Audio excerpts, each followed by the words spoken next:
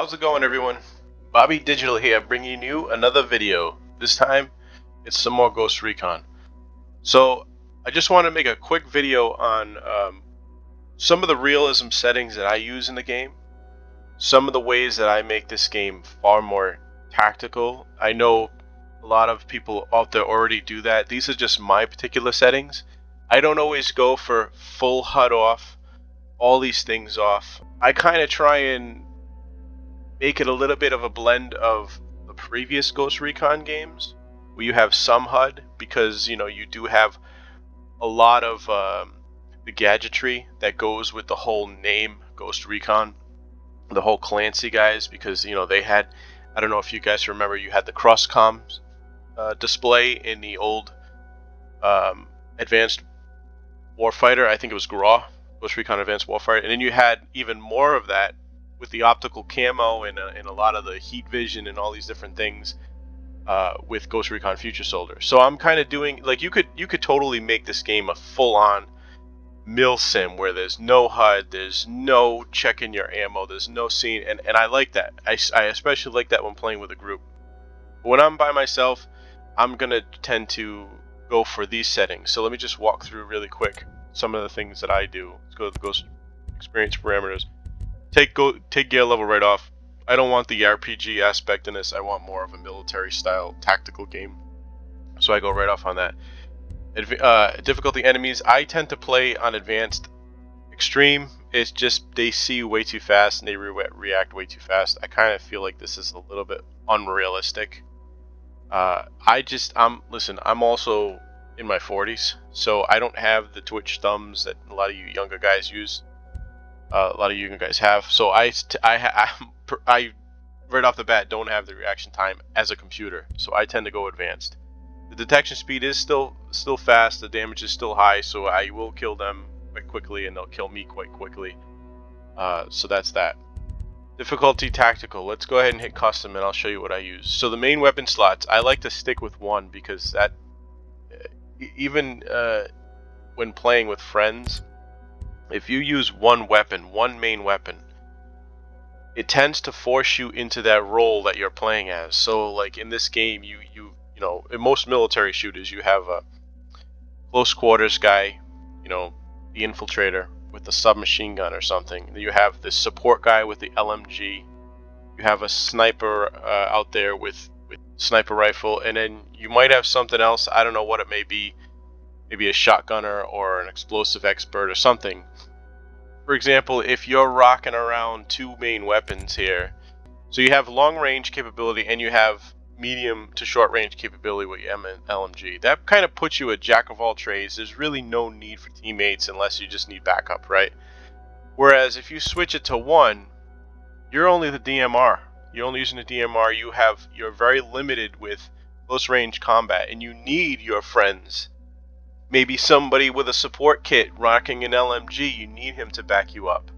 Or if you're the LMG guy, you may need the sniper to back you up with long range kills. It just makes you dependent on your team much more, and I like it. So I tend to rock with one. Bandages, whatever. I don't go unlimited. I feel like that's unrealistic. You would just use many, right? You're not walking around with unlimited bandages. Okay, or you can do whatever you want there. Syringes heal injuries. You could do yes if you want a little bit easier, but I tend to leave that off, because what would be the point in having bandages if your syringes heal everything? It just makes it gives it more purpose. It gives that survival aspect more impact.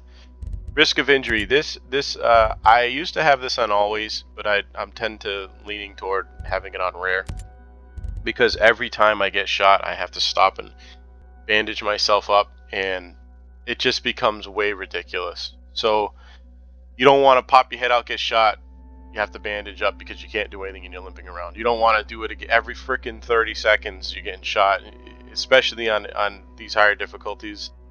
No, I just keep it on rare. Extreme, yeah, sure, because you guys shouldn't be able to run forever, right? You should need to take a break. Plus, it gives you a reason to use your canteen.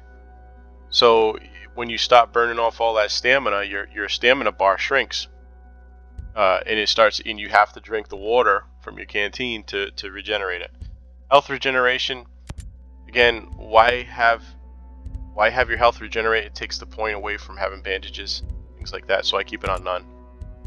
Ammo loss on reload. Yeah, this is one of the biggest things that impact realism, right? So, for example, if you have it off, you're reloading. Say you have a 30-round magazine, you shoot 25 rounds, and you reload. Well, in this game, you would lose the other 5 rounds that were left in the magazine, right? When you have this feature on. But if you take it off, you're just reloading from the pool that's in your inventory, the pool of ammo. So leave this on. Each magazine counts as like a magazine. It's how it is in real life. Darkest nights. Yeah, I mean, this just makes you need to put on night vision goggles. I like it. It makes it harder to see enemies. I believe it also makes it difficult for them to see you. I'm not really sure. Plus, you combine that with your optical camo, and it makes for good fun. This stuff is automatically on. Your teammates will start using things. Sync shot weapon display. I take that off because what that does is it's gonna if you start lining up sync shots and you only have your one main weapon slot on, your teammates are gonna be walking around with some kind of sniper rifle. Your AI teammates will. They will be walking around with a sniper rifle. It just doesn't make sense. And you're the only one walking around with one weapon. So I just take it off. They'll still make the sync shot, I believe. This thing here too, this is kind of big for if you want to get into the whole immersive and make it tactical and as real as possible. So if you limit your shopping at bivouacs to Erewhon only, then that means when you go to a bivouac, it counts as like a safe house, right? But you can't just start refilling your gadgets. Say you use a bunch of C4, you can't just stop buying C4 from the shop. And you also can't pick up a vehicle at a camp either. You have to actually go to an enemy base, so you have to find one on the road, you have to commandeer one. It makes the survival aspect way more realistic and more fun.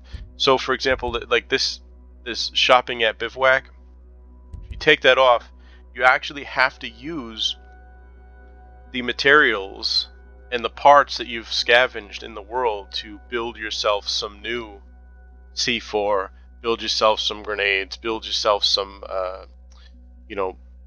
rations and things like that. It feels like it's supposed to be that way in the immersive mode. So let's go ahead and go back, and we're gonna see the interface. Okay, so interface, you can do everything off, right? Cross all this stuff off, which you can, is fine. What I like to do is I like to go on to light, and you'll notice that it has loop markers on, NPC markers on, minimap is on light, which is the compass, which is fine. But what I'll do is I'll go in and I'll scroll down to enemy markers, and I'll take them right off. Enemy markers, here we go. Take those off. Ally markers, I leave it on. My teammate markers as well. And you notice my mini map is actually a compass. Okay, and what that does is it allows me to see my teammates. It kind of like with the cross-comm in the old Ghost Recon games, you can see your teammates at all times, and it would be like in a Ghost Recon scenario, right? Those guys have the tech to be able to see where their guys are. They have the GPS, all that stuff. You just won't be able to see where the enemies are. All right, exploration mode, I leave it on not guided. You can also just do reset parameters, but these are what I use. Okay, so let's go ahead and check it out. So you'll notice that my friends here, my teammates, they have the little diamonds on their head, and that's the way it was in the old GRAW games. You'll also notice that my guy is kind of suffering from an injury here. I guess I had one I didn't realize, which, you don't want this happening too much. He can still function. He's only got one injury, but he still limps a little. But if you force him to, he'll sprint. You know what I mean? He'll regain his ammo. He'll regain his stamina. You can hear him coughing away. You can still shoot two-handed and stuff. Obviously, this won't happen as much, which to me is the way it should be, and not getting injured all the time. Let's go ahead and boy. Bivouac. If you go to shop, normally if you have the shop enabled, which it is, I guess, you can buy your stuff from here, or maybe it's blacked out and you just can't buy it. Okay, so you would be able to just refill all your stock from here. And you just spend the skill credits. But what I tend to do is, when I turn these off, I go into here to craft, and I would use my item recipes to create a syringe, to create C4, and these you can see, like, I have explosive materials. I need 2 explosive materials. I need 1 saltpeter, whatever the hell that is, to make a Mark II C4 charge.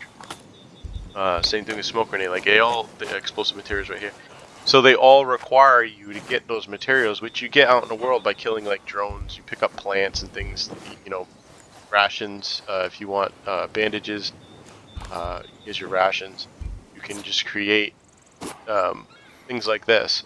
So it makes the survival aspect of the game more, you know, pronounced, so to speak. So anyway, those are my settings. Try it out, see if you like it. It may make the game more immersive for you. It does for me. But anyway, that's it for the video. I'll be making some more, talking about, like, the classes and stuff. But anyway, I hope you guys enjoyed the video. Digital, signing out.